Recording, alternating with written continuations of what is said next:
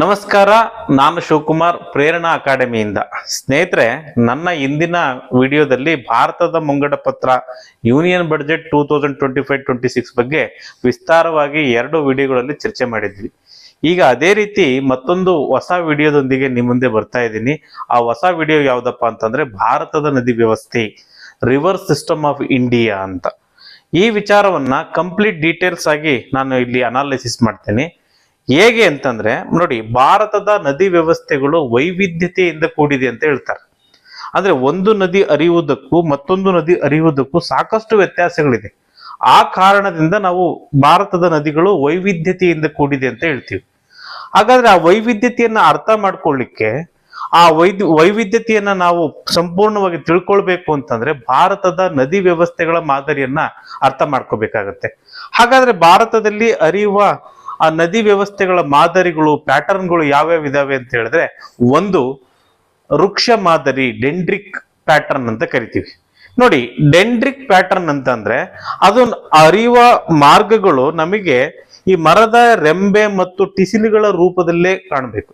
For example, ಅದನ್ನು ತುಂಬಾ ವಿವರವಾಗಿ ಎಕ್ಸ್ಪ್ಲೇನ್ ಮಾಡಬೇಕು ಅಂತಂದ್ರೆ, ವೃಕ್ಷ ಮಾದರಿ ಅಥವಾ ಡೆಂಡ್ರಿಕ್ ಪ್ಯಾಟರ್ನ್ ಅನ್ನುವ ವಿಚಾರವನ್ನ ಯಾವ ನದಿ ತನ್ನ ಮುಖ್ಯ ನದಿ, ತನಗೆ ಸಂಬಂಧಿಸಿದಂತಹ ತೊರೆಗಳು, ಜರಿಗಳ ಜೊತೆಗೆ ಹರಿಯುವಾಗ ಆ ಮರದ ಕೊಂಬೆ ಮತ್ತು ಟಿಸಿಲುಗಳ ರೂಪದಲ್ಲಿ ನಮಗೆ ಕಂಡು ಬಂತು ಅಂದ್ರೆ ಅದನ್ನ ನಾವೇನಂತ ಕರಿತೀವಿ ಅಂತಂದ್ರೆ ಡೆಂಡ್ರಿಕ್ ಪ್ಯಾಟರ್ನ್ ಅಂತ ಕರಿತೀವಿ. ಭಾರತದಲ್ಲಿ ಬಹುತೇಕವಾಗಿ ಸಿಂಧು, ಗಂಗಾ, ಬ್ರಹ್ಮಪುತ್ರ ನದಿಗಳು ಈ ವೃಕ್ಷ ಮಾದರಿಯ ಪ್ಯಾಟರ್ನ್ಗೆ ಒಳಪಡ್ತಾವೆ. ನೆಕ್ಸ್ಟ್ ವೃತ್ತಾಕಾರ, ರೇಡಿಯಲ್ ಪ್ಯಾಟರ್ನ್ ಅಂತ ಕರಿತೀವಿ. ಏನ್ ವೃತ್ತಾಕಾರ ಅಂತಂದ್ರೆ ನೋಡಿ, ಈ ನಿಮ್ಗೆ ಇಮೇಜ್ ಅಲ್ಲಿ ಸ್ಪಷ್ಟವಾಗಿ ಗೊತ್ತಾಗ್ತಾ ಇದೆ. ಈ ಗುಮ್ಮಟಾಕೃತಿ, ಈ ರೀತಿಯ ಗುಮ್ಮಟಾಕೃತಿ ಇದೆ, ಎತ್ತರದಲ್ಲಿ ಗುಮ್ಮಟಾಕೃತಿ ಇದೆ, ಅಥವಾ ಶಂಖಾಕೃತಿ. ಈ ಗುಮ್ಮಟಾಕೃತಿ ಅಥವಾ ಎತ್ತರದಲ್ಲಿರುವ ಶಂಖಾಕೃತಿಯಲ್ಲಿ ಹುಟ್ಟುವ ನದಿಗಳು ಆ ತಗ್ಗಾದ ಪ್ರದೇಶಗಳ ಮೂಲಕ, ಈ ಸ್ಲೈಡ್ ಅಲ್ಲಿ ನಿಮ್ಗೆ ಸ್ಪಷ್ಟವಾಗಿ ಅರ್ಥ ಆಗ್ತಾ ಇದೆ. ಎತ್ತರದಲ್ಲಿರ್ತಕ್ಕಂಥ ಗುಮ್ಮಟಾಕೃತಿ ಅಥವಾ ಶಂಖಾಕೃತಿಯಲ್ಲಿ ಹುಟ್ಟುವ ನದಿಗಳು ಆ ತಗ್ಗಾದ ಪ್ರದೇಶಗಳ ಮೂಲಕ ಹರಿದು ತನ್ನ ನದಿ ಪಾತ್ರವನ್ನ ಹೆಚ್ಚಿಸ್ಕೊಳ್ತೇವೆ. ಈ ರೀತಿಯ ನದಿ ವ್ಯವಸ್ಥೆಗೆ ನಾವು ವೃತ್ತಾಕಾರ, ರೇಡಿಯಲ್ ಪ್ಯಾಟರ್ನ್ ಅಂತ ಕರಿತೀವಿ. ಇದಕ್ಕೆ ತುಂಬಾ ಬ್ಯೂಟಿಫುಲ್ ಆಗಿ ಎಕ್ಸಾಂಪಲ್ ಕೊಡಬೇಕು ಅಂತಂದ್ರೆ, ಭಾರತದ ಮಧ್ಯ ಭಾಗದಲ್ಲಿ ಕಂಡು ಬರ್ತಕ್ಕಂಥ ಅಮರಕಂಟಕ ಪ್ರಸ್ಥಭೂಮಿ ಅಂತ ಇದೆ. ಆ ಅಮರಕಂಟಕ ಪ್ರಸ್ಥಭೂಮಿಯಲ್ಲಿ ಹುಟ್ಟುವ ನದಿಗಳು ಈ ಪ್ಯಾಟರ್ನ್ಗೆ ಬಹುದೊಡ್ಡ ಉದಾಹರಣೆಯಾಗಿ ಕಂಡು ಬರುತ್ತೆ. ನೆಕ್ಸ್ಟ್ ಜಾಲಾಕಾರ, ಟ್ರೆಲ್ಲಿಸ್ ಪ್ಯಾಟರ್ನ್ ಅಂತ ಕರಿತೀವಿ. ನೋಡಿ, ಈ ಇಮೇಜ್ ಅಲ್ಲಿ ನಿಮ್ಗೆ ಸ್ಪಷ್ಟವಾಗಿ ಅರ್ಥ ಆಗುತ್ತೆ. ಅರ್ಥ ಆಗ್ಲಿಲ್ಲ ಅಂತಂದ್ರೆ ನಾನು ಎಕ್ಸ್ಪ್ಲೈನ್ ಮಾಡ್ತೀನಿ. ಒಂದು ಭೂ ಸ್ವರೂಪ ಅಥವಾ ಅದು ಶಿಲಾರಚನೆ ಯಾವ್ದಾದ್ರೂ ಆಗಿರ್ಬೋದು. ಆ ಭೂ ಸ್ವರೂಪ ಮತ್ತು ಶಿಲಾರಚನೆಯ ಇಳಿಜಾರಿಗೆ ಹರಿಯುವಾಗ ನದಿಗಳು ಅವುಗಳ ಇಳಿಜಾರಿಗೆ ಹರಿಯೋದಿಲ್ಲ, ಲಂಬಾಕೃತಿಯಲ್ಲಿ ಹರಿಯುತ್ತೆ ಅಥವಾ ಕ್ರಮಾನುಗತ ರೂಪದಲ್ಲಿ ಹರಿಯುತ್ತೆ. ಈ ಪ್ಯಾಟರ್ನ್ ಅನ್ನ ನಾವು ಟ್ರೆಲ್ಲಿಸ್ ಪ್ಯಾಟರ್ನ್ ಅಂತ ಕರಿತೀವಿ. ಪ್ರಪಂಚದಲ್ಲಿ ಬಹುತೇಕವಾಗಿ ಟ್ರೆಲ್ಲಿಸ್ ಪ್ಯಾಟರ್ನ್ ಅನ್ನ ಉದಾಹರಣೆಯನ್ನ ನೀಡಬೇಕು ಅಂತಂದ್ರೆ ನಾವು ಪ್ಯಾರಿಸ್ಗೆ ಹೋಗ್ಬೇಕು, ಫ್ರಾನ್ಸ್ಗೆ ಹೋಗ್ಬೇಕು. ಫ್ರಾನ್ಸ್ನ ಸೀನ್ ನದಿ ಅಥವಾ ಪ್ಯಾರಿಸ್ನ ಪ್ರಸ್ಥಭೂಮಿಯಲ್ಲಿ ಹರಿಯುವ ಸೀನ್ ನದಿ ಈ ಜಾಲಾಕಾರ ಟ್ರೆಲ್ಲಿಸ್ ಪ್ಯಾಟರ್ನ್ಗೆ ತುಂಬಾ ಒಂದು ಬಹುದೊಡ್ಡ ಉದಾಹರಣೆಯಾಗುತ್ತೆ. ನೆಕ್ಸ್ಟ್ ಪುರೋಗಾಮಿ ನದಿ ವ್ಯವಸ್ಥೆ ಅಥವಾ ಪೂರ್ವಗಾಮಿ ಅಂತಾನು ಕೂಡ ಕರೀತಾರೆ. ಇದನ್ನ ಇಂಗ್ಲಿಷ್ ಅಲ್ಲಿ ಸೂಪರ್ ಇಂಪೋಸ್ಡ್ ಸಿಸ್ಟಮ್ ಅಂತ ಕರೀತಾರೆ. ಏನು ಪುರೋಗಾಮಿ ಅಥವಾ ಪೂರ್ವಗಾಮಿ ಅಂತಂದ್ರೆ, ನೋಡಿ, ನದಿ ನಿರ್ಮಾಣವಾಗುವ ಅವಧಿ ಅಂದ್ರೆ ಹುಟ್ಟುತ್ತಲ್ಲ, ಆ ಸಂದರ್ಭದಲ್ಲೇ ಆ ನದಿಯು ಹರಿಯುವಾಗ ಅದೇ ಸಂದರ್ಭದಲ್ಲಿ ಕಣಿವೆಗಳು ಕೂಡ ರಚನೆಯಾದ್ರೆ, ಅಂದ್ರೆ ನದಿ ರಚನೆಯಾದ ಸಂದರ್ಭದಲ್ಲೇ ಕಣಿವೆಗಳು ರಚನೆಯಾಗಿ ಆ ನದಿ ನೀರಿನ ಪಾತ್ರವನ್ನ ತಡೆ ಹಿಡಿತಾ ಇರ್ತಾರೆ. ಆಗ ಆ ನದಿ ಏನ್ ಮಾಡುತ್ತೆ, ಆ ಕಣಿವೆಗಳ ಮೇಲಿನ ಪದರವನ್ನ ಸವಿಸಲು ಪ್ರಾರಂಭ ಮಾಡುತ್ತೆ. ಹೀಗೆ ನದಿ ನಿರ್ಮಾಣಗೊಂಡಾಗ, ಕಣಿವೆಗಳು ನಿರ್ಮಾಣಗೊಂಡ್ರೆ ಆ ನದಿಯು ಆ ಕಣಿವೆಗಳ ಮೇಲಿನ ಆ ಮೇಲ್ಪದರವನ್ನು ಸವೆಸಿಕೊಂಡು ಹರಿಯುವ ಪ್ರಕ್ರಿಯೆಯನ್ನ ನಾವು ಪುರೋಗಾಮಿ, ಪೂರ್ವಗಾಮಿ, ಸೂಪರ್ ಇಂಪೋಸ್ಡ್ ಸಿಸ್ಟಮ್ ಅಂತ ಕರೀತಾರೆ. ಈ ರೀತಿಯ ನದಿ ವ್ಯವಸ್ಥೆಗಳಿಗೆ ಬಹುತೇಕವಾಗಿ ನಾವು ಈ ನಮ್ಮ ಭಾರತದಲ್ಲಿರ್ತಕ್ಕಂಥ ದಾಮೋದರ, ಚಂಬಲ್ಲು, ಈ ತರದ ಗಂಗಾ ನದಿಯ ಉಪನದಿಗಳನ್ನ ನಾವು ಇದಕ್ಕೆ ಉದಾಹರಣೆಯನ್ನಾಗಿ ಕೊಡಬಹುದು. ನೆಕ್ಸ್ಟ್ ಗತಕಾಲಿಕ ನದಿ ವ್ಯವಸ್ಥೆ, ಆಂಟಿಸೆಂಟ್ ಡ್ರೈನೇಜ್ ಸಿಸ್ಟಮ್ ಅಂತ ಕರೀತಾರೆ. ನೋಡಿ, ಗತಕಾಲಿಕ ಆದ್ರೆ ತುಂಬಾ ಹಳೆಯ ಕಾಲದ್ದು, ಅಂದ್ರೆ ಭೂಮಿ ಆದಾಗ್ಲೇ ಕೂಡ ಹುಟ್ಟಿರ್ತಕ್ಕಂಥ ನದಿಗಳು ಅಂತ ಕರಿತೀವಿ. ಏನು ಗತಕಾಲಿಕ ಅಂತ ಅಂದ್ರೆ ನಿಮಗೆ ಈ ಸ್ಲೈಡ್ ಅಲ್ಲಿ, ಈ ಇಮೇಜ್ ಅಲ್ಲಿ ಸ್ಪಷ್ಟವಾಗಿ ಅರ್ಥ ಆಗುತ್ತೆ. ನದಿ ಹುಟ್ಟುತ್ತೆ, ನದಿಯ ಜೊತೆಗೂ ಕೂಡ ಕಣಿವೆಗಳು ಹುಟ್ಕೊಳ್ಳುತ್ತೆ, ಅದು ಪೂರ್ವಗಾಮಿಯಲ್ಲಿ ಬಂತು. ಆದ್ರೆ ನದಿ ನಿರ್ಮಾಣಗೊಂಡ ಸಂದರ್ಭದಲ್ಲೇ ಅದರ ಎದುರಿಗೆ ಆ ಪ್ರದೇಶ ಎತ್ತರಿಸಲ್ಪಡುತ್ತೆ, ಅಂದ್ರೆ ಬೆಟ್ಟ ಗುಡ್ಡ ಭೂ ಸ್ವರೂಪಗಳ ರಚನೆಯಿಂದ ಅದು ಸ್ವಲ್ಪ ಎತ್ತರಿಸಲ್ಪಡುತ್ತೆ. ಆಗ ನದಿ ತನ್ನ ದಿಕ್ಕನ್ನ ಬದಲಾಯಿಸೋದಿಲ್ಲ. ಆ ಎದುರಾಗಿರ್ತಕ್ಕಂಥ ಆ ಪರ್ವತಗಳನ್ನ, ಗುಡ್ಡಗಳನ್ನ, ಬೆಟ್ಟಗಳನ್ನ ಸೀಳ್ಕೊಂಡು ಒಂದು ರಾಜನ ರೀತಿಯಲ್ಲಿ ಹರಿಯುತ್ತೆ. ಈ ವ್ಯವಸ್ಥೆಯನ್ನು ನಾವೇನಂತ ಕರಿತೀವಿ ಅಂತಂದ್ರೆ ಗತಕಾಲಿಕ ನದಿ ವ್ಯವಸ್ಥೆ ಅಂತ ಕರೀತಾರೆ. ಈ ಸ್ಲೈಡ್ ಅಲ್ಲಿ, ಈ ಇಮೇಜ್ ಅಲ್ಲಿ ಸ್ಪಷ್ಟವಾಗಿ ನಿಮಗೆ ಗತಕಾಲಿಕ ಆಂಟಿಸೆಂಟ್ ಡ್ರೈನೇಜ್ ಸಿಸ್ಟಮ್ ಹೇಗಿದೆ ಅನ್ನೋದನ್ನ ಇಲ್ಲಿ ತೋರಿಸ್ತಾ ಬರ್ತೀವಿ. ಈ ಗತಕಾಲಿಕ ನದಿ ವ್ಯವಸ್ಥೆಗೆ ನಮ್ಮ ಭಾರತದಲ್ಲಿ ಬಹುಮುಖ್ಯ ಉದಾಹರಣೆ ಯಾವ್ದಪ್ಪ ಅಂತಂದ್ರೆ ಹಿಮಾಲಯದ ನದಿಗಳು ಅಂತ ಕರಿತೀವಿ. ಹಿಮಾಲಯದಲ್ಲಿ ಕಂಡು ಬರ್ತಕ್ಕಂಥ ನದಿಗಳು, ಏನು ಹಿಮಾಲಯದ ಭಾಗದಲ್ಲಿ ಹುಟ್ಟತಕ್ಕಂಥ ನದಿಗಳು ಗತಕಾಲಿಕ ನದಿಗಳು. ಆದ್ರೆ ಪರ್ಯಾಯ ಪ್ರಸ್ಥಭೂಮಿಯಲ್ಲಿ ಹುಟ್ಟತಕ್ಕಂಥ ನದಿಗಳು, ಹರಿತಕ್ಕಂಥ ನದಿಗಳು ಗತಕಾಲಿಕ ನದಿಗಳಲ್ಲ. ಇನ್ನೊಂದು ಇಂಪಾರ್ಟೆಂಟ್, ಈ ಗತಕಾಲಿಕ ನದಿಗೆ ಏನ್ ಹೇಳ್ಬೇಕಪ್ಪ ಅಂತಂದ್ರೆ ಭೂ ಸ್ವರೂಪ ಮತ್ತು ಹರಿಯುವ ದಿಕ್ಕು ಯಾವುದು ಕೂಡ ಅದಕ್ಕೆ ಸಂಬಂಧನೇ ಇಲ್ಲ. ಅದು ತಾನು ಹರಿತಕ್ಕಂಥದ್ದೇ ರಾಜಮಾರ್ಗ. ಆ ಯಾವ ರೀತಿ ಹರಿಬೇಕೋ ಅದನ್ನು ತನ್ನ ಎದುರಿಗೆ ಏನೇ ಇದ್ರೂ ಕೂಡ ಅದನ್ನ ಛೇದಿಸ್ಕೊಂಡು ಹರಿಯುವ ವ್ಯವಸ್ಥೆಗೆ ನಾವು ಗತಕಾಲಿಕ ನದಿ ವ್ಯವಸ್ಥೆ ಅಂತ ಕರಿತೀವಿ. ಹೀಗೆ ಭಾರತದಲ್ಲಿ ನದಿ ವ್ಯವಸ್ಥೆಗಳ ರಿವರ್ ಪ್ಯಾಟರ್ನ್ಸ್ ಈ ರೀತಿಯಾಗಿರುತ್ತೆ.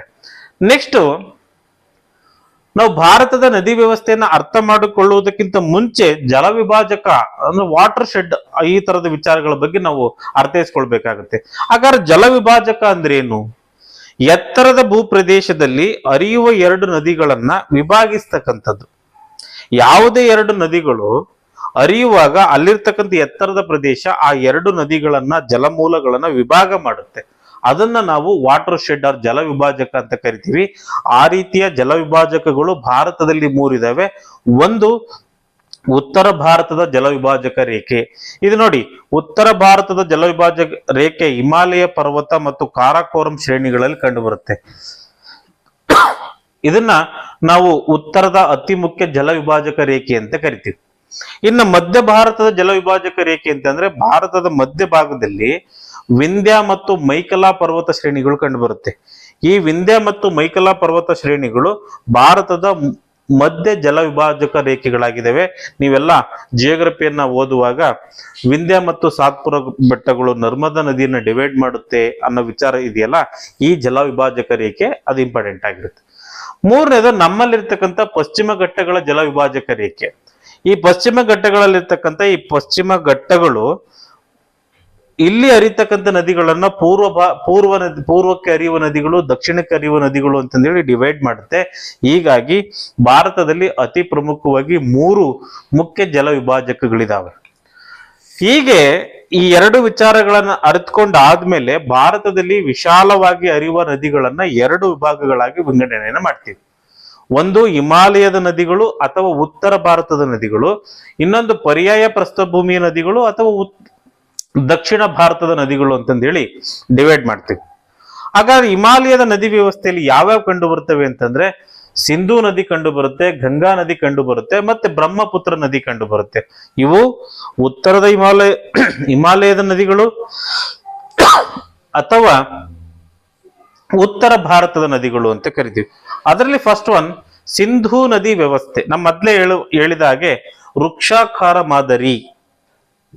ಈ ವೃಕ್ಷಾಕಾರ ಮಾದರಿ ಹೇಗಿರುತ್ತೆ ಅನ್ನೋದನ್ನ ಈ ಇಮೇಜ್ ಅಲ್ಲಿ ಸ್ಪಷ್ಟವಾಗಿ ಅರ್ಥ ಮಾಡ್ಕೊಳ್ಬಹುದು.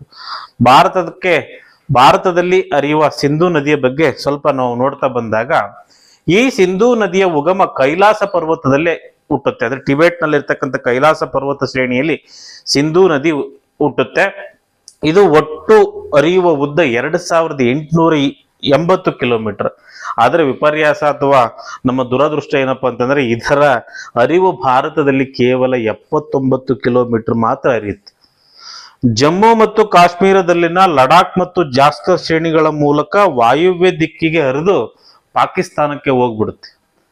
ಈ ಜಮ್ಮು ಕಾಶ್ಮೀರಕ್ಕೆ ಎಂಟ್ರಿ ಆಗುತ್ತೆ, ಅಲ್ಲಿ ಲಡಾಖ್ ಮತ್ತು ಜಾಸ್ಕರ್ ಪರ್ವತ ಶ್ರೇಣಿಗಳ ಮೂಲಕ ಹರಿದ್ಬಿಟ್ಟು ನಮ್ಮ ನೆರೆಯ ರಾಷ್ಟ್ರವಾಗಿರ್ತಕ್ಕಂಥ ಈ ಪಾಕಿಸ್ತಾನಕ್ಕೆ ಇದು ವಾಯುವ್ಯ ದಿಕ್ಕಿನ ಮೂಲಕ ಪಾಕಿಸ್ತಾನದ ಕಡೆ ಹರಿದು ಬಿಡುತ್ತೆ. ಈ ನದಿಯನ್ನ ಟಿಬೆಟ್ ನಲ್ಲಿ ಸಿಂಗೆ ಕಬಾಬ್ ಅಂತ ಕರೀತಾರೆ. ನೋಡಿ, ಈ ಸಿಂಧೂ ನದಿ ವಾಯುವ್ಯ ದಿಕ್ಕಿನಿಂದ ಭಾರತವನ್ನು ಬಿಟ್ಟು ಹೋಗುವ ಸಂದರ್ಭದಲ್ಲಿ ಈ ನದಿಗೆ ಅನೇಕ ಸಾಮಾನ್ಯ ನದಿಗಳು ಸೇರ್ಪಡೆಯಾಗ್ತವೆ. ಹಾಗಾಗಿ ಸಿಂಧೂ ನದಿಯ ಉಪನದಿಗಳನ್ನ ವಿಚಾರ ಮಾಡುವಾಗ ನಾವೇನ್ ಮಾಡ್ತೀವಿ ಅಂದ್ರೆ ಸಿಂಧೂ ನದಿಗೆ ಸೇರುವ ಅಥವಾ ಸಿಂಧೂ ನದಿಯ ಸಾಮಾನ್ಯ ಉಪನದಿಗಳು ಮತ್ತೆ ವಿಶೇಷವಾಗಿ ಸಿಂಧೂ ನದಿಯ ಪ್ರಮುಖ ಉಪನದಿಗಳು ಅನ್ನೋ ವಿಚಾರವನ್ನು ನಾವು ಕ್ಲಾಸಿಫೈಡ್ ಮಾಡ್ತೀವಿ. ಹಾಗಾದ್ರೆ ಸಿಂಧೂ ನದಿಗೆ ಜಮ್ಮು ಕಾಶ್ಮೀರದಲ್ಲಿ ಸೇರುವ ಉಪನದಿಗಳು ಯಾವುದು ಅಂತಂದ್ರೆ ಅದು ಸ್ಕರ್ದು, ಶಿಯೋಕ್, ಗಿಲ್ಗಿಟ್, ಜಾಸ್ಕರ್, ಉಂಜಾ, ದ್ರಾಸ್, ಶಿಗಾರ್ ಅಂತಂದೇಳಿ. ಇನ್ನೊಮ್ಮೆ ಈ ಜಮ್ಮು ಕಾಶ್ಮೀರದಲ್ಲಿ ಸಿಂಧೂ ನದಿಗೆ ಸೇರುವ ಸಾಮಾನ್ಯ ನದಿಗಳು ಸ್ಕರ್ದು, ಶಿಯೋಕ್, ಗಿಲ್ಗಿಟ್, ಜಾಸ್ಕರ್, ಉಂಜಾ, ದ್ರಾಸ್, ಶಿಗಾರ್ ಅಂತಂದೇಳಿ. ಹಾಗೆ ಪಾಕಿಸ್ತಾನದಲ್ಲಿ ಸಿಂಧೂ ನದಿಗೆ ಸೇರುವ ಸಾಮಾನ್ಯ ನದಿಗಳು ಯಾವ್ದಪ್ಪ ಅಂತಂದ್ರೆ ಕೋನಾರ್, ಕಾಬೂಲ್, ಚೋಹಬ್, ತೋಸಿ, ನಾಟ್ ಕೋಸಿ, ತೋಹಬ್, ತೋಸಿ ನದಿಗಳು ಇಲ್ಲಿ ಸೇರ್ಪಡೆಯಾಗ್ತವೆ. ಹಾಗಾದ್ರೆ ಸಿಂಧೂ ನದಿಯ ಪ್ರಮುಖ ಉಪನದಿಗಳು ಯಾವುದು ಅಂತಂದ್ರೆ ನಿಮ್ಗೆಲ್ಲರಿಗೂ ಗೊತ್ತಿದೆ, ನೀವೆಲ್ಲ ಹೇಳ್ತೀರಾ. ಜೀಲಂ ಆಗಿರ್ಬೋದು, ಚಿನಾಬ್, ರಾವಿ, ಬಿಯಾಸ್ ಮತ್ತು ಸಟ್ಲೇಜ್, ಈ 5 ನದಿಗಳು ಸಿಂಧೂ ನದಿಯ ಪ್ರಮುಖ ಉಪನದಿಗಳಾಗಿ ತನ್ನ ಪಾತ್ರವನ್ನ ನಿರ್ವಹಣೆ ಮಾಡ್ತೇವೆ. ಹಾಗಾದ್ರೆ ಸಿಂಧೂ ನದಿಯ ಮೊದಲ ಉಪನದಿಯಾಗಿರ್ತಕ್ಕಂಥ ಜೀಲಂ ನದಿಯ ಬಗ್ಗೆ ನಾವು ವಿಚಾರವನ್ನ ನೋಡ್ತಾ ಬಂದಾಗ ಈ ಜೀಲಂ ನದಿ ಜಮ್ಮು ಕಾಶ್ಮೀರದ ಶೇಷನಾಗ್ನಲ್ಲಿ ಹುಟ್ಟುತ್ತೆ. ಈ ಜೀಲಂ ನದಿಯ ಹರಿವು ಭಾರತದಲ್ಲಿ ಕೇವಲ 400 ಕಿಲೋಮೀಟರ್ ಆಗಿದೆ. ಇದರ ಮಾರ್ಗ ಹೇಗಿದೆ, ಈಗ ಹರಿಯುವ ಮಾರ್ಗ ಹೇಗಿದೆ ಅಂತಂದ್ರೆ ಕಾಶ್ಮೀರ ಕಣಿವೆ, ವ್ಯಾಲಿ ಆಫ್ ಕಾಶ್ಮೀರ್ ಮತ್ತು ಉಲಾರ್ ಸರೋವರದ ಮೂಲಕ ವಾಯುವ್ಯ ದಿಕ್ಕಿನಡೆಗೆ ಹರಿಯುತ್ತೆ. ಅಂದ್ರೆ ಈ ಇಮೇಜ್ ಅಲ್ಲಿ ನಿಮಗೆ ಸ್ಪಷ್ಟವಾಗಿ ಗೊತ್ತಾಗುತ್ತೆ. ಈ ನದಿಯು ಉಲಾರ್ ಲೇಕ್ ಅದರ ಮೂಲಕ ಬಂದು ಅಲ್ಲೇ ಕಾಶ್ಮೀರ ಕಣಿವೆ ಇದೆ, ಅದರ ಮೂಲಕ ಭಾರತಕ್ಕೆ ಬಂದು ದಾಲ್ ಸರೋವರವನ್ನ ಕ್ರಿಯೇಟ್ ಮಾಡಿ ಅದು ವಾಯುವ್ಯ ಮೂಲಕ ಮತ್ತೆ ಬೇರೆ ಕಡೆ ಹರಿಯುವ ವ್ಯವಸ್ಥೆಯನ್ನ ಹೊಂದಿದೆ. ಇಲ್ಲಿ ನಿಮಗೆ ಸ್ಪಷ್ಟವಾಗಿ ಗೊತ್ತಾಗ್ಬೇಕು ಉಲಾರ್ ಲೇಕ್ ಯಾವ ನದಿಯಿಂದ ಆಗಿದೆ, ನೆಕ್ಸ್ಟ್ ದಾಲ್ ಸರೋವರ ಯಾವ ನದಿಯಿಂದ ಆಗಿದೆ, ಉಲಾರ್ ಲೇಕ್ ಮತ್ತು ದಾಲ್ ಲೇಕ್ ಯಾವ ಸ್ಟೇಟ್ ಅಲ್ಲಿ ಇದೆ ಅನ್ನೋದನ್ನ ನೀವು ಸ್ಪಷ್ಟವಾಗಿ ಈ ಸ್ಲೈಡ್ ಅಲ್ಲಿ ನೋಡ್ಬೋದು ಅಂತ. ನೆಕ್ಸ್ಟ್ ಚೀನಾಬ್ ನದಿ ಅಂತಿದೆ. ಈ ಚೀನಾಬ್ ನದಿ ಲಾವುಲ್ ಸ್ಪಿತಿ ಎನ್ನುವ ಕಣಿವೆಗಳಲ್ಲಿ ಅಂದ್ರೆ ಹಿಮಾಚಲ ಪ್ರದೇಶದಲ್ಲಿ ಬರುವ ಲಾವುಲ್ ಸ್ಪಿತಿ ಕಣಿವೆಗಳಲ್ಲಿ ಉದ್ಭವ ಆಗುತ್ತೆ. ಇದರ ಉದ್ದ ಭಾರತದಲ್ಲಿ 356 ಕಿಲೋಮೀಟರ್ನಷ್ಟು ದೂರ ಹರಿಯುತ್ತೆ. ನೋಡಿ, ಈ ಚಿನಾಬ್ ನದಿ ಹುಟ್ಟುವುದಕ್ಕಿಂತ ಮುಂಚೆ 2 ಜಲಮೂಲಗಳನ್ನ ಒಳಗೊಂಡಿರುತ್ತೆ, ಒಂದು ಚಂದ್ರ ಮತ್ತು ಭಾಗ. ನಿಮಗೆ ಎಕ್ಸಾಮ್ಸ್ ಅಲ್ಲಿ ಕೇಳ್ತಾರೆ ಚಂದ್ರ ಮತ್ತು ಭಾಗ ಈ 2 ಜಲಮೂಲಗಳಿಂದ ಹುಟ್ಟುವ ನದಿ ಯಾವುದು ಅಂತಂದ್ರೆ ಚಿನಾಬ್ ನದಿ. ಅದೆಲ್ಲಿ ಹುಟ್ಟುತ್ತೆ ಅಂದ್ರೆ ಹಿಮಾಚಲ್ ಪ್ರದೇಶದ ಲಾವುಲ್ ಸ್ಪಿತಿಯಲ್ಲಿ ಹುಟ್ಟುತ್ತೆ ಅಂತ. ಈ ಚಿನಾಬ್ ನದಿ ಯಾಕೆ ಸ್ಪೆಷಲ್ ಅಂತಂದ್ರೆ ಜಮ್ಮು ಕಾಶ್ಮೀರದಲ್ಲಿ ಇರ್ತಕ್ಕಂಥ ಜಲವಿದ್ಯುತ್ ಉತ್ಪಾದನಾ ಕೇಂದ್ರಗಳು, ಫೇಮಸ್ ಜಲವಿದ್ಯುತ್ ಉತ್ಪಾದನಾ ಕೇಂದ್ರಗಳು ಬಗ್ಲಿಯಾರ್, ಸೆಲಾಲ್, ದುಲಾಸ್ತಿ ಇವೆಲ್ಲವೂ ಕೂಡ ಈ ನದಿಗೆ ನಿರ್ಮಾಣವಾಗಿದೆ ಅಥವಾ ಈ ನದಿಯಿಂದ ನಿರ್ಮಾಣವಾಗಿರ್ತಕ್ಕಂಥ ಜಲವಿದ್ಯುತ್ ಯೋಜನೆಗಳಾಗಿದ್ದಾವೆ. ಈ ಸ್ಲೈಡ್ ಅಲ್ಲಿ ನಿಮಗೆ ಬಗ್ಲಿಯಾರ್, ಸೆಲಾಲ್ ಮತ್ತು ದುಲಾಸ್ತಿ ಜಲವಿದ್ಯುತ್ ಯೋಜನೆಗಳನ್ನ ಕಾಣಬಹುದು ಅಂತ. ನೆಕ್ಸ್ಟ್ ರಾವಿ ನದಿ. ಈ ರಾವಿ ನದಿಯನ್ನ ಸಂಸ್ಕೃತದಲ್ಲಿ ಐರಾವತಿ ಅಂತ ಕರೀತಾರೆ. ಇದರ ಉಗಮ ಹಿಮಾಚಲ ಪ್ರದೇಶದ ಕುಲು ಬೆಟ್ಟಗಳಲ್ಲಾಗುತ್ತೆ. ಇದು ಭಾರತದಲ್ಲಿ ಮೇಜರ್ ಆಗಿ 725 ಕಿಲೋಮೀಟರ್ ಉದ್ದ ಹರಿಯುತ್ತೆ. ಇದರ ಹರಿವಿನ ಮಾರ್ಗ ಹೇಗಿದೆ ಅಂತಂದ್ರೆ ಪಂಜಾಬಿನ ಮೂಲಕ ಹರಿದು ಪಾಕಿಸ್ತಾನದ ರಂಗ್ಪುರ್ ಎಂಬಲ್ಲಿ ಚಿನಾಬ್ ನದಿಯನ್ನ ಸೇರುತ್ತೆ. ರಾವಿ ನದಿಯ ವಿಶೇಷತೆ ಏನು ಅಂತಂದ್ರೆ 2 ವಿಶೇಷತೆಗಳನ್ನ ನಾನು ಇಲ್ಲಿ ಹೇಳ್ತಾ ಬರ್ತೀನಿ. ಒಂದು, ಇದು ಪಂಜಾಬಿನ ಮೂಲಕ ಹರಿದು ಪಾಕಿಸ್ತಾನದ ರಂಗ್ಪುರ್ ನಲ್ಲಿ ಏನ್ ಮಾಡುತ್ತೆ, ಚಿನಾಬ್ ನದಿಯನ್ನ ಸೇರುತ್ತೆ. ರಂಗ್ಪುರ್ ಅಂತಕ್ಕಂಥದ್ದು ನಮ್ಗೆ ಸಿಂಧು ಬಯಲಿನ ನಾಗರಿಕತೆಯ ಕುರುಗಳು ಸಂದರ್ಭದಲ್ಲಿ ಅದರಲ್ಲಿ ಎಕ್ಸ್ಪ್ಲೇನ್ ಮಾಡ್ತಾ ಬರ್ತೀನಿ. ನೆಕ್ಸ್ಟ್ ರಾವಿ ನದಿಯ ಇನ್ನೊಂದು ವಿಶೇಷತೆ ಏನಪ್ಪಾ ಅಂತಂದ್ರೆ 1929ರ ಏನ್ INCಯ ಸೆಷನ್ ಅದು ರಾವಿ ನದಿ ದಂಡೆಯ ಮೇಲೆ ನಡೆಯುತ್ತೆ. ಅಲ್ಲಿ ಜವಾಹರ್ಲಾಲ್ ನೆಹರು ಆ ವರ್ಷದ ಅಧ್ಯಕ್ಷರಾಗಿರ್ತಾರೆ. ಆ ರಾವಿ ನದಿ ದಂಡೆಯ ಮೇಲೆ ಒಂದು ಘೋಷಣೆ ಮಾಡ್ತಾರೆ, ಅವ್ರು ಸಂಪೂರ್ಣ ಸ್ವರಾಜ್ಯ, ಪೂರ್ಣ ಸ್ವರಾಜ್ಯ ಅಂತಕ್ಕಂಥದ್ದನ್ನು ಘೋಷಣೆ ಮಾಡಿದ್ದೆ ಈ ರಾವಿ ನದಿಯ ದಂಡೆ ಮೇಲೆ ಅಂತ ಹೇಳ್ತಾರೆ. ಆ 2 ವಿಶೇಷತೆಗಳು ಅದನ್ನ ಭಾರತದ ಇತಿಹಾಸವನ್ನ ಹೇಳ್ತಾ ಇರುವಾಗ ಅದನ್ನ ನೀಟಾಗಿ ಎಕ್ಸ್ಪ್ಲೇನ್ ಮಾಡಿ ಇದಕ್ಕೆ ಕನೆಕ್ಟ್ ಮಾಡುವ ವ್ಯವಸ್ಥೆನ ಮಾಡ್ತೀನಿ. ಈ ಜಲಾನಯನ ಪ್ರದೇಶವನ್ನ ನೋಡ್ತಾ ಇದ್ರೆ ನಿಮ್ಗೆ ರಾವಿ ನದಿಯ ಜಲಾನಯನ ಪ್ರದೇಶವನ್ನ ಈ ಇಮೇಜ್ ಅಲ್ಲಿ ನೋಡ್ತಾ ಬಂದ್ರೆ ಇದು ಬಹಳ ಸ್ಪಷ್ಟವಾಗಿ ಕಾಣಿಸುತ್ತೆ. ಒಂದು ಮೇಲ್ಗಡೆ ಚಿನಾಬ್ ನದಿ ಇದೆ, ಕೆಳಗಡೆ ಸಟ್ಲೇಜ್ ನದಿ ಇದೆ. ಈ ಎರಡೂ ನದಿಗಳ ನಡುವೆ ಈ ರಾವಿ ನದಿ ಹರಿಯುತ್ತೆ. ಇದನ್ನ ಸಂಸ್ಕೃತದಲ್ಲಿ ಐರಾವತಿ ನದಿ ಅಂತ ಕರೀತಾರೆ. ನೆಕ್ಸ್ಟ್ ಬಿಯಾಸ್ ನದಿ ಅಂತ. ಈ ಬಿಯಾಸ್ ನದಿ ಹಿಮಾಚಲ ಪ್ರದೇಶದ ರೋಹಟಂಗ್ ಕಣಿವೆಗಳಲ್ಲಿ ಬರ್ತಕ್ಕಂಥ ಬಿಯಾಸ್ ಖಂಡಲ್ಲಿ ಉಗಮ ಆಗುತ್ತೆ. ಇದರ ಉದ್ದ ಭಾರತದಲ್ಲಿ 460 ಕಿಲೋಮೀಟರ್. ಇದರ ವಿಶೇಷತೆ ಏನಪ್ಪಾ ಅಂದ್ರೆ, ನೋಡಿ ಈ ಇಮೇಜ್ ಅಲ್ಲಿ ಅಥವಾ ಈ ಸ್ಲೈಡ್ ಅಲ್ಲಿ ಚೆನ್ನಾಗಿ ಎಕ್ಸ್ಪ್ಲೇನ್ ಮಾಡ್ಬೋದು. ಇದು ಹುಟ್ಟಿದ ಆರಂಭದಲ್ಲಿ ಪಶ್ಚಿಮದ ಕಡೆ ಫ್ಲೋ ಆಗುತ್ತೆ. ನಂತರ ಪೊಂಗ್ ಎಂಬ ಪ್ರದೇಶದಲ್ಲಿ ಆ ಮೈದಾನವನ್ನ ಪ್ರದೇಶಿಸಿ ತನ್ನ ದಿಕ್ಕನ್ನು ಬದಲಾಯಿಸಿಕೊಳ್ಳುತ್ತೆ. ಹೀಗಾಗಿ ಇದು ದಿಕ್ಕನ್ನು ಯಾವ ಕಡೆ ಬದಲಾಯಿಸಿಕೊಳ್ಳುತ್ತೆ ಅಂದ್ರೆ ದಕ್ಷಿಣದ ಕಡೆ ಬದಲಾಯಿಸಿಕೊಂಡು ಅರಿಕೆಯ ಬಳಿ ಸಟ್ಲೇಜ್ ನದಿಯನ್ನ ಸೇರುತ್ತೆ. ಹಾಗಾಗಿ ನಿಮಗೆ ಸ್ಪಷ್ಟವಾಗಿ ಅದ್ರ ಕ್ವಶನ್ ಕೇಳ್ತಾನೆ, ಯಾವ ಸಿಂಧೂ ನದಿಯ ಉಪನದಿಯು ತನ್ನ ಆರಂಭದ ದಿಕ್ಕನ್ನ ಬದಲಾಯಿಸಿ ಸಟ್ಲೇಜ್ ನದಿಯನ್ನ ಸೇರುತ್ತೆ ಅಂತಂದ್ರೆ ಈ ಬಿಯಾಸ್ ನದಿ ಅಂತ. ಆರಂಭದಲ್ಲಿ ಪಶ್ಚಿಮದ ಕಡೆಗೆ ಫ್ಲೋ ಆಗುತ್ತೆ, ಅದರ ನಂತರ ದಕ್ಷಿಣದ ಕಡೆಗೆ ಹರಿದು ತನ್ನ ಪ್ರಮುಖ ನದಿಯಾಗಿರ್ತಕ್ಕಂಥ ಸಟ್ಲೇಜ್ ನದಿಯನ್ನ ಸೇರುತ್ತೆ. ಈ ಇಮೇಜ್ ಅಲ್ಲಿ ಅದನ್ನ ಸ್ಪಷ್ಟವಾಗಿ ಗುರುತಿಸಿದೆ ಅಂತ. ನೆಕ್ಸ್ಟ್ ಸಟ್ಲೇಜ್ ನದಿ. ಈ ನದಿ ಬಗ್ಗೆ ಮಾತಾಡ್ಲೇಬೇಕು. ಈ ನದಿಯಿಂದ ಬಹಳಷ್ಟು ಭಾರತಕ್ಕೆ ಹೆಲ್ಪ್ ಆಗ್ತಾನೆ ಇದೆ. ಈ ನದಿ ಮಾಡಿರ್ತಕ್ಕಂಥ ಉಪಯೋಗದ ಬಗ್ಗೆ ಮಾತನಾಡೋದಕ್ಕೆ ಮುಂಚೆ, ಸಟ್ಲೇಜ್ ನದಿ ಭಾರತದಲ್ಲಿ ಸಿಂಧೂ ನದಿಯ ಅತ್ಯಂತ ಪ್ರಮುಖ ಉಪನದಿ. ಇದು ಟಿಬೆಟ್ಟಿನ ರಾಕಾ ಸರೋವರದಲ್ಲಿ ಹುಟ್ಟುತ್ತೆ.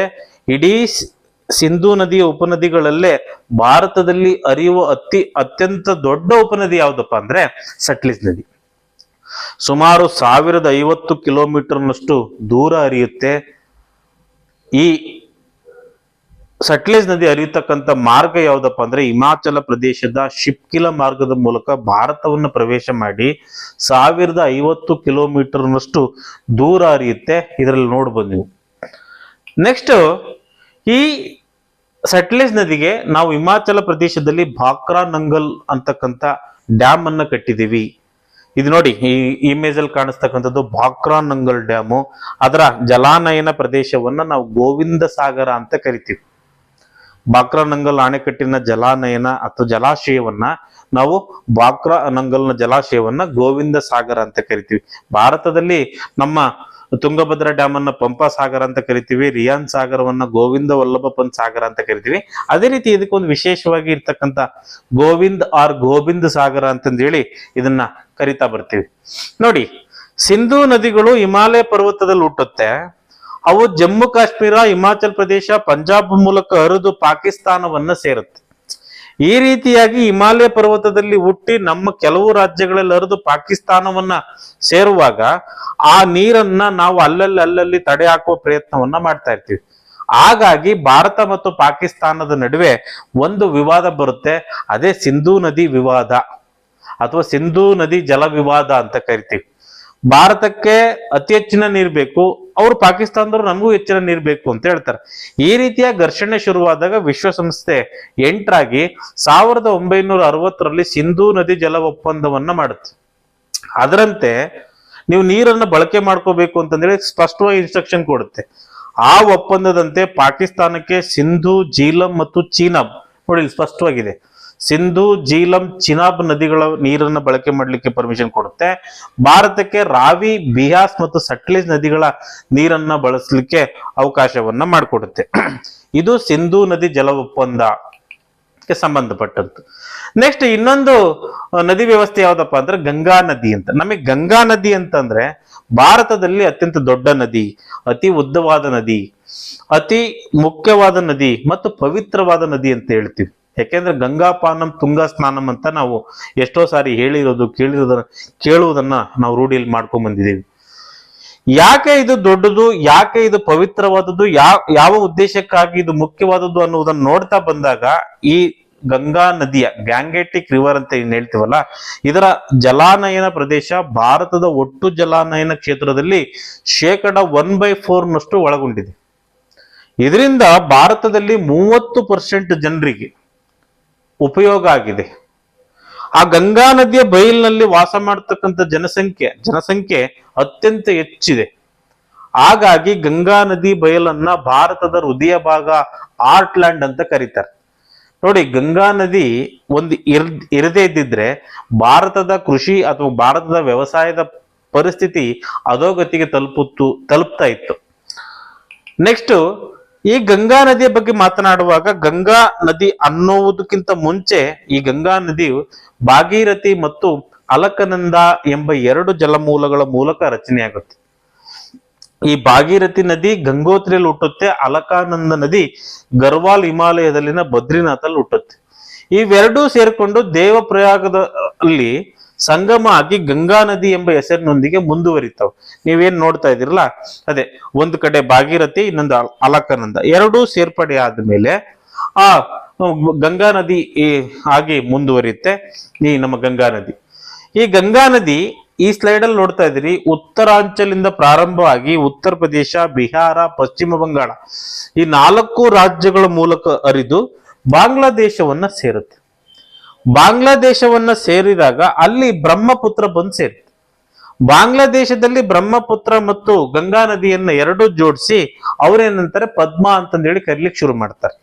ಇದು ಗಂಗಾ ನದಿ ಪಾತ್ರದ ಒಂದು ವ್ಯವಸ್ಥೆ. ನೋಡಿ, ಗಂಗಾ ನದಿ ಬಾಂಗ್ಲಾದೇಶದ ಬಳಿ ಇರ್ತಕ್ಕಂಥ ನೌಕಾಲಿ ಎಂಬ ಪ್ರದೇಶದಲ್ಲಿ ಬಂಗಾಳ ಕೊಲ್ಲಿಯಲ್ಲಿ ಲೀನ ಆಗುತ್ತೆ. ಯಾವುದು? ಈ ಗಂಗಾ ನದಿ.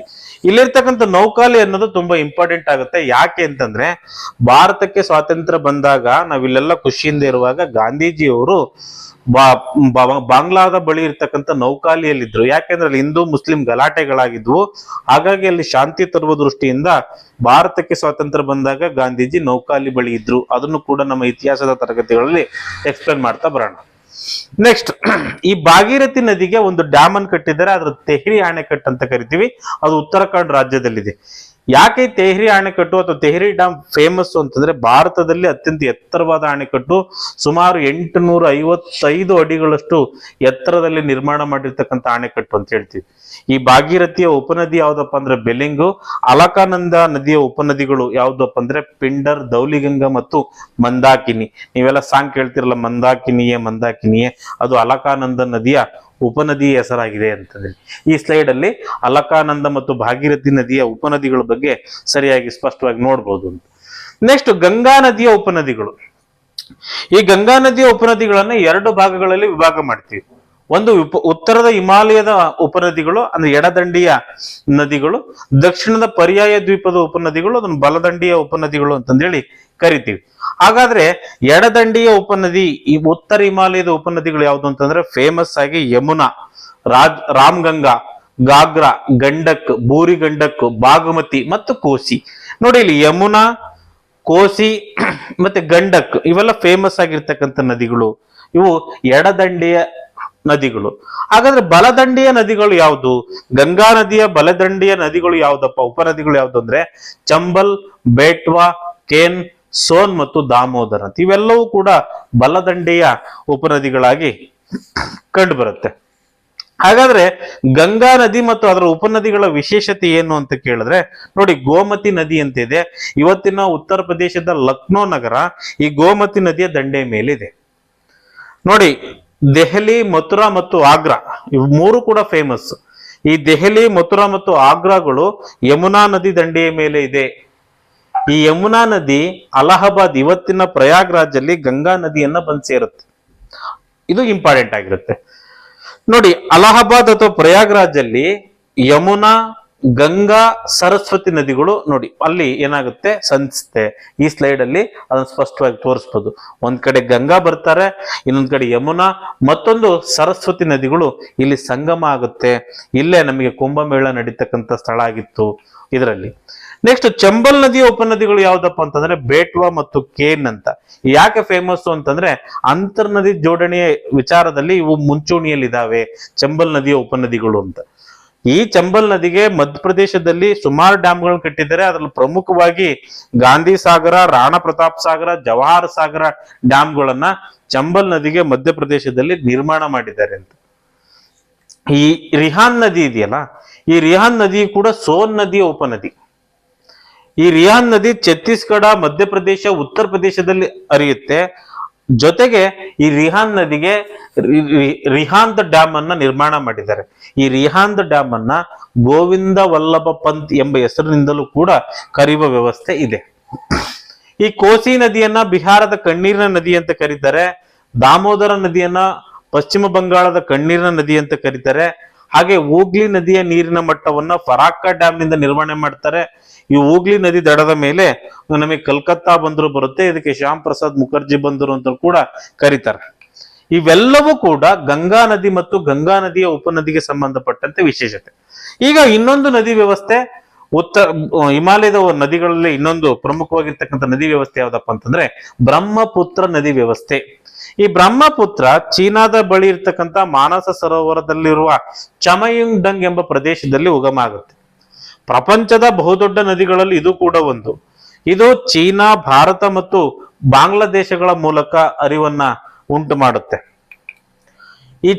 ಈ ಬ್ರಹ್ಮಪುತ್ರ ನದಿಯನ್ನ ಚೀನಾದಲ್ಲಿ ಸಾಂಗ್ಪೋ ಅಂತಾರೆ, ಬಾಂಗ್ಲಾದೇಶದಲ್ಲಿ ಜಮುನಾ ಅಂತ ಕರೀತಾರೆ, ಟಿಬೆಟ್ ನಲ್ಲಿ ಯಾರ್ಲುಂಗ್ ಜಾಂಗ್ಪೋ ಜಿಯಾಂಗ್ ಎಂಬ ಹೆಸರಿನಿಂದ ಕರೀತಾರೆ.